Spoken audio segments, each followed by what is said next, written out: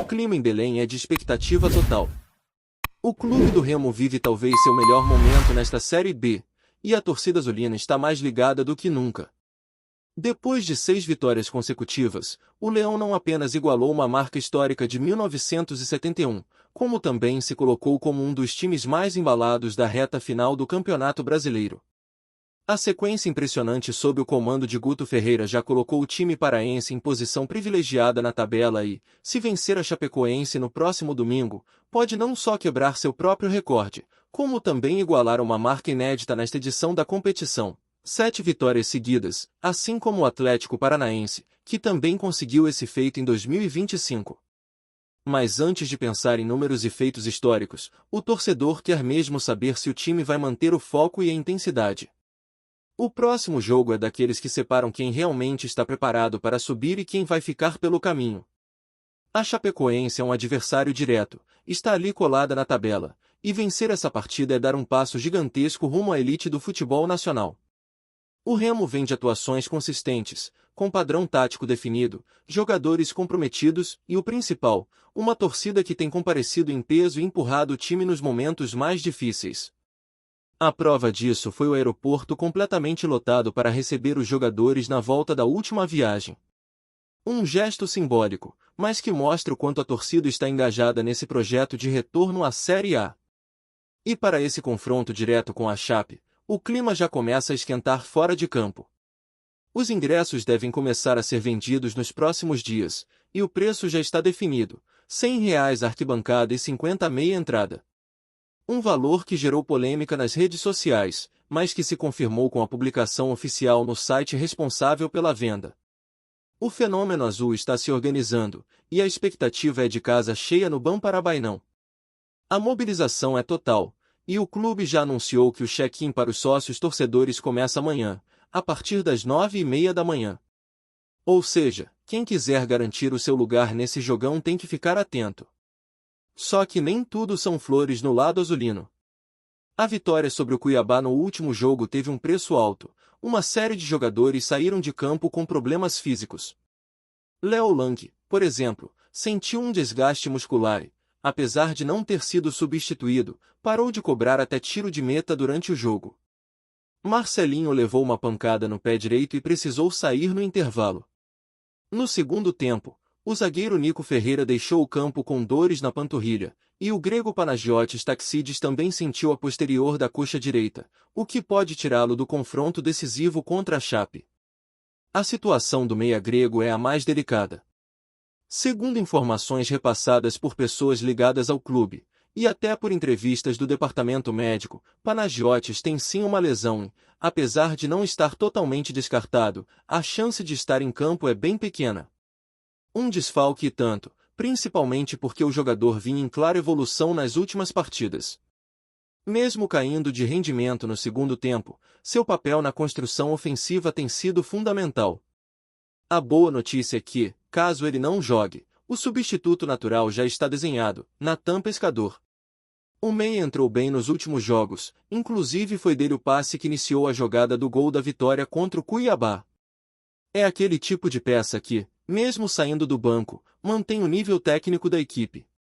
Isso mostra também a força do elenco montado por Guto Ferreira e a importância da preparação física e médica nessa reta final. Aliás, o trabalho fora das 4 linhas tem sido essencial. O Departamento de Fisiologia e Preparação Física está trabalhando firme para recuperar todos os atletas. Igor Vinhas, por exemplo, foi poupado contra o Cuiabá justamente por precaução, e Léo Lang foi o escolhido para o gol. Essa gestão de elenco, feita de maneira inteligente, pode ser um diferencial na briga pelo acesso. Até porque o Remo não é o único time nessa disputa. Chapecoense e Coritiba, por exemplo, têm mais vitórias que o Leão neste momento. A Chape tem 16, o Coxa já chegou a 17 depois de vencer o Volta Redonda. O Remo, com 15, precisa igualar ou ultrapassar esses números se quiser garantir uma das vagas sem depender de outros resultados. A tabela não dá trégua. A Chapecoense ainda entra em campo antes do jogo contra o Remo, enfrentando o Operário. E o torcedor azulino vai precisar secar mesmo, porque qualquer ponto perdido pela Chape pode fazer muita diferença. Se ela empatar ou perder, o Remo mantém a vice-liderança e vai para o confronto direto podendo abrir vantagem. Já o Coritiba encara o CRB e também está no páreo. E para completar, o Atlético Paranaense pega o Amazonas, e é sempre bom torcer contra o Furacão também, já que está na mesma briga pela liderança e pela sequência histórica de vitórias. A verdade é que a rodada promete fortes emoções, e o Leão precisa fazer sua parte no domingo. Essa sequência de vitórias que o Remo vem construindo não é por acaso. O time encontrou seu estilo de jogo, a defesa se firmou, o meio-campo passou a ter mais dinâmica, e o ataque está mais confiante. São vitórias construídas com suor, raça e um pouco de sofrimento também, como foi contra o Cuiabá. O jogo estava complicado, o adversário empatou, o time recuou demais, mas quando resolveu sair, acreditou na vitória. Nathan achou uma bola sensacional para Janderson, que cruzou na medida, e o gol saiu dos pés de João Pedro. Uma jogada trabalhada, com cara de time que sabe o que está fazendo. E o Guto Ferreira tem muito mérito nisso tudo. Além da parte tática, ele tem feito um trabalho de bastidor que poucos enxergam. Conversa com os jogadores, escuta o grupo, entende as características de cada um e monta o time de acordo com o que tem de melhor. Esse tipo de gestão é fundamental num campeonato tão equilibrado quanto a Série B. Não adianta ter só um bom time no papel, é preciso ter um grupo coeso, que saiba sofrer junto, vencer junto e acreditar até o último minuto. Foi assim nos últimos jogos, e tem tudo para ser assim também contra a Chapecoense. O que o torcedor azulino quer ver agora é o time repetir a intensidade, manter o foco e mostrar que não está nessa briga por acaso. O momento é de decisão. A vaga na Série A está logo ali, e vencer no domingo é praticamente garantir o acesso. Claro que ainda vai restar uma ou outra rodada, mas esse confronto direto pode definir tudo.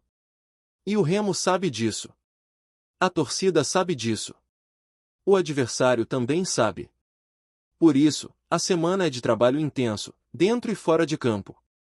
Recuperar os lesionados, estudar o adversário, ajustar os detalhes e principalmente preparar o emocional dos jogadores para o que vem pela frente. Não é só um jogo. É a chance de escrever mais um capítulo glorioso na história do Leão Azul paraense. A chance de deixar para trás anos difíceis, de se firmar como protagonista no cenário nacional e, quem sabe, sonhar ainda mais alto em 2026. E não tem como falar dessa caminhada do Remo sem destacar o papel fundamental que o torcedor vem desempenhando desde o início dessa sequência. O Fenômeno Azul, mais uma vez, mostrou por que é considerado uma das torcidas mais apaixonadas e atuantes do país.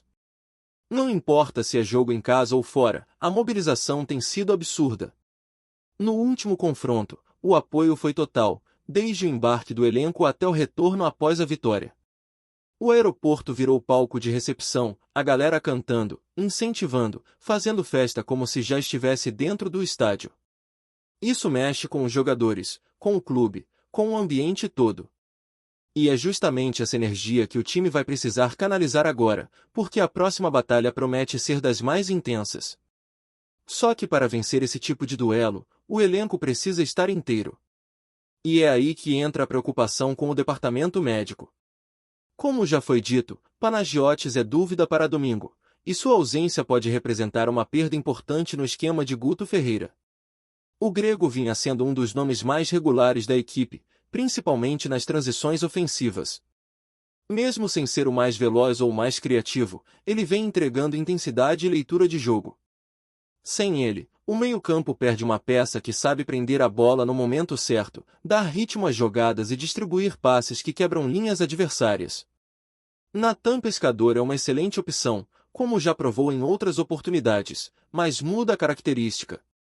Com Nathan, o jogo ganha mais verticalidade, mais velocidade, o que pode ser uma vantagem dependendo da postura da Chapecoense. E falando na Chape, o adversário vem com moral. É um time que já esteve na Série A recentemente, que tem jogadores experientes e que sabe jogar esse tipo de decisão. Eles também sabem que, se perderem esse jogo, a situação pode complicar bastante na luta pelo acesso. Então a gente já imagina um duelo truncado, com marcação pesada no meio, muita disputa física e pouca margem para erro. O Remo vai ter que ser eficiente. Criar chances é importante, mas aproveitar as que surgirem será fundamental. E para isso, a presença de jogadores como Janderson e João Pedro se torna ainda mais decisiva. São nomes que aparecem na hora certa, que sabem se movimentar entre as linhas e, principalmente, têm mostrado frieza nas finalizações. Outro ponto que merece atenção é a defesa. O sistema defensivo azulino tem sido sólido, mas é preciso lembrar que vem de jogos intensos e com desgaste físico evidente. Nico Ferreira sentiu a panturrilha, e até o goleiro titular, Igor Vinhas, precisou ser poupado. São detalhes que fazem toda a diferença nessa fase da competição. Cada ausência pode ser crucial.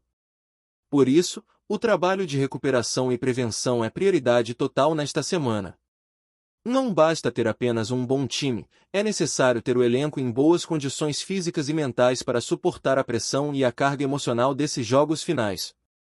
E essa reta final, como todo torcedor sabe, é onde separam os fortes dos que só estavam de passagem. Não tem mais espaço para erro, não dá para vacilar. Os próximos jogos vão definir não só o acesso, mas também o nível de ambição do clube para os próximos anos. A diretoria está atenta, a comissão técnica também, e os jogadores sabem que estão diante de uma oportunidade única. Não é todo dia que um time paraense tem a chance de voltar à primeira divisão do futebol brasileiro com esse nível de protagonismo. É algo que pode mudar o patamar do clube, atrair investimentos, abrir portas e recolocar o Leão Azul no centro das atenções nacionais. Mas, para isso, cada passo precisa ser dado com segurança e inteligência. É claro que o coração fala mais alto, que a paixão do torcedor muitas vezes se antecipa à razão, mas dentro do vestiário o discurso é outro. O Guto Ferreira sabe muito bem disso. Experiente, já viveu acessos, sabe lidar com a pressão. Ele tem brindado o grupo, mantido foco nos treinos e evitado qualquer tipo de euforia. Sabe que é justamente nessa hora que os adversários aproveitam qualquer vacilo. E a Chapecoense, por mais que oscile, é um adversário perigoso. Eles têm jogadores que podem decidir num lance. Por isso, cada detalhe tem sido ajustado nos treinamentos, cada movimentação estudada. Aliás, o Remo tem um fator que pode fazer toda a diferença nesse momento, a força coletiva. Não existe dependência de um único jogador. Em cada jogo, um nome diferente aparece.